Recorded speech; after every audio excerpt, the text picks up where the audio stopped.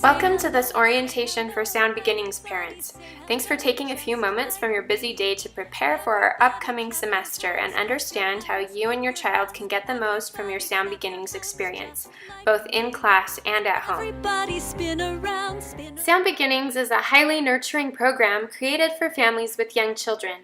The curriculum is designed to be age-appropriate for children ages 0 to 4 years old, and the class is meant to be family-friendly both in content and in cost. Sound Beginnings teaches early music skills and early academic skills, preparing young children for future success in both kindergarten and Let's Play Music.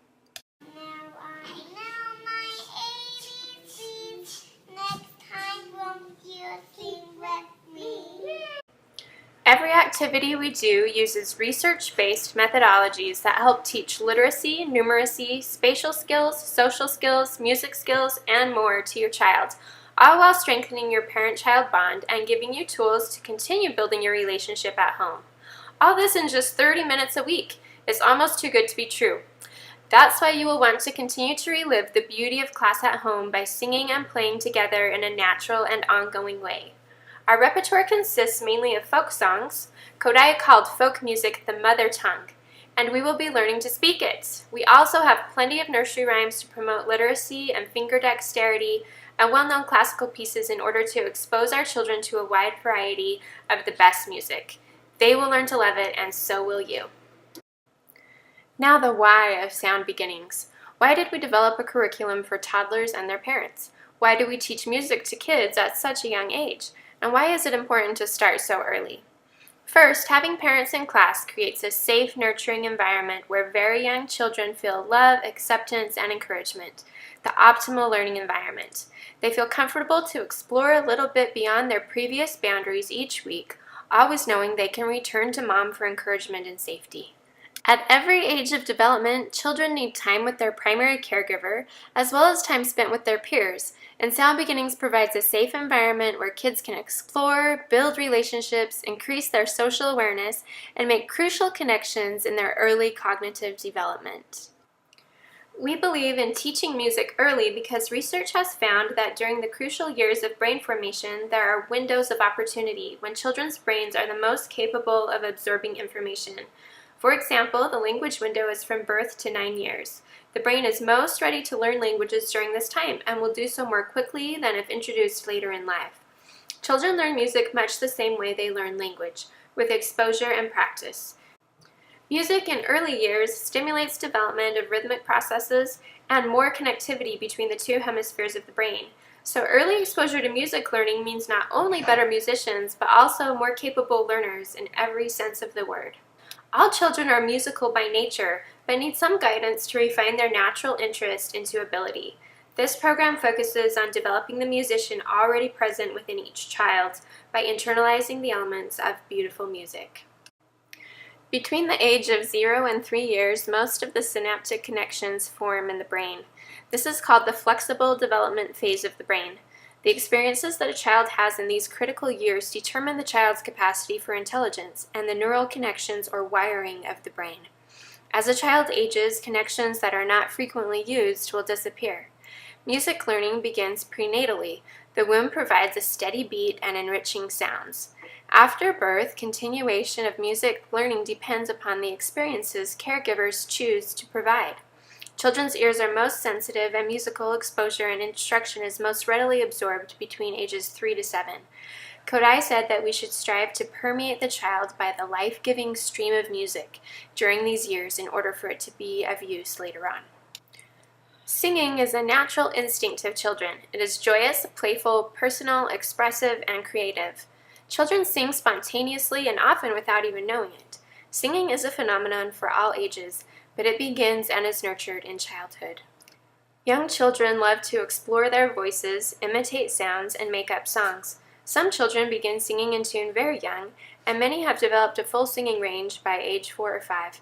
Toddlers and preschoolers will develop their singing voices at their own pace and in their own way. Encourage and support them by singing and playing along, but don't try to rush anything. It will happen given time and exposure. One of the first intervals most children learn to imitate, recognize, and sing in tune is the minor third. We sing multiple So-Me songs each semester that use this repeated interval to encourage successful in-tune singing with developing voices. So what does this mean for you? First, have realistic expectations for your child and their singing voice. Let them master the simple songs first and find success. Let them explore the wonderful and developing instrument of their voice. Praise them for any singing attempts they make. Sing with them regardless of how you classify your own singing ability. We are all in this together, and when your child sees that you are willing to try something new, to look or sound silly, to explore without always knowing beforehand what the outcome will be, to be willing to allow that there is usually more than one right way to do something, it gives them freedom to explore, make mistakes, and learn as they go without always feeling the need to do it just right from the beginning. To the casual observer, Sound Beginnings just looks like a lot of people having a lot of fun. And it is, but there is a specific purpose for every activity in the curriculum. If you ever have a question about why we are doing something, just ask, and I will try to keep you informed as a parent with the weekly emails that I send out. When you arrive for class at my house, you may park on the double garage side of my driveway or on the street. Please leave the single garage lane open. I will put a sign in the window by my front door about 5 minutes before class starts. This is the signal that I'm ready for you to come on in. Please don't hesitate to open the door and walk right in. I like to engage with students as they arrive and again as they leave, and answering the door every few seconds interrupts the flow. Classes will begin and end on time, so please plan to be there for the full 30 minutes of jam-packed learning and fun. In order to get the most out of class and to really be available to bond with your child, both parents and students and the teacher sit on the floor during class. This puts you at the same level so you can hold your child's gaze, rock them in your lap, do pat-clap games, and just be readily available every step of the way. There are also times when we jump up off of the floor to march or dance around the room, and parents are always encouraged to be right there with your child, modeling participation and enjoyment. Remember, your child is watching you, always watching. But unlike Roz, it's not in a threatening way. Your child looks to you for cues on how to behave in new situations. If you're participating and if you look like you're having fun, they will want to follow your lead. Sound Beginnings is a no judgment zone. Just like you didn't judge me just now for my cheesy Monsters, Inc. impression, nobody is anxious to judge you for letting loose and having a good time with your child. The more enthusiasm you show, the more your child will follow suit. The more you will both learn and the better time you will both have together. It's a win-win. One of the beauties of Sound Beginnings is the parent-child bonding experience. 30 minutes should not be too much to ask to just set the phone aside and be 100% present with your child.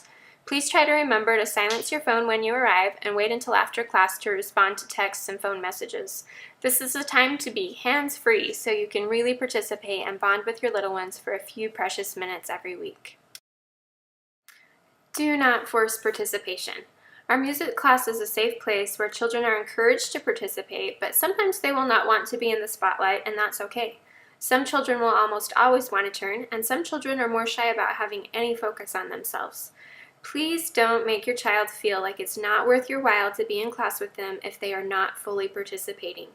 At this age, they are like little sponges, and they absorb so much knowledge just by being present in class. Your unconditional acceptance of whatever amount of participation they choose to offer will be exactly the thing that encourages them to participate more and more as time goes on. If you lecture, bribe, or scold your child for lack of participation, they may associate negative feelings with the class and their experience here. Just don't go there. Remember to be the cheerleader parent, not the tiger mom, especially at this tender age. Occasionally, a child will have a meltdown during class. Maybe it was time to return a prop or instrument after an activity and it just didn't go very smoothly. Whatever the reason, if your child needs a little breather in order to not be a distraction to the rest of the class, you can take them to my kitchen or out on the front porch or back patio for a little break until they are ready to return to class. Feel free to use the bathroom or grab a drink of water while you're out, and don't worry about asking, what's mine is yours. Outside of class, you will want to listen to the CD as often as possible. Every time you listen, you are reinforcing concepts taught in class. Listen while you're in the car or before bedtime. Sing your favorite songs together without the CD too. The better your child knows the songs, the more natural and comfortable they will feel participating in class. Please use your tote bag to bring your workbook and instrument to class each week. We will use them every time. Inside the front cover of your workbook is a class calendar that will answer your most frequently asked questions. On the class calendar is an at-home activity for each week that will extend your child's learning at home. These activities are not tracked or graded, but your child will have the opportunity to use the puppet they colored or to show off the work that they did during the next class. So it's most fun for your child if you do stay pretty much on track with those at-home activities. You may like to use a large Ziploc bag to house puppets, or simply keep them in your tote bag with your workbook and instrument as you complete them. To really get the most from your Sound Beginnings experience, relive the fun at home by repeating the activities you learned in class, singing the songs, encouraging your child to color and use the workbook as he sings or listens to the CD, and create new ways to experience the songs. Other parents will be anxious to hear what worked for you, so please always feel free to share your ideas in class. A few little tidbits to remember: please don't bring food or snacks to class. Also, please let me know if your child has any food allergies, as I may occasionally have a small treat to offer. Tuition is payable by the semester or by the month. It's due at lessons 1, 5, 9, and 13. You can also refer to your class calendar for tuition due dates. Registration in Sound Beginnings is a commitment for 1 full semester, so even if you have to withdraw early, unless there are extenuating circumstances, then you will need to pay for the full semester. I also don't prorate tuition for missed classes, so please plan to be here as often as possible. If there's a time when many families are having to miss class because of weather or illness, I will occasionally throw in a makeup lesson on a Saturday, so feel free to come to those or ask me if I would be willing to offer one if your child has missed more class than you're comfortable with. I always appreciate knowing if you are not going to be able to attend class, and would love it if you could give me advance notice if you're planning to be absent. You can email or text me to let me know that you're going to be missing that day.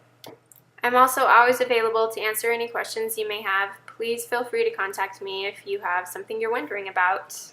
Finally, thank you for participating in this parent orientation.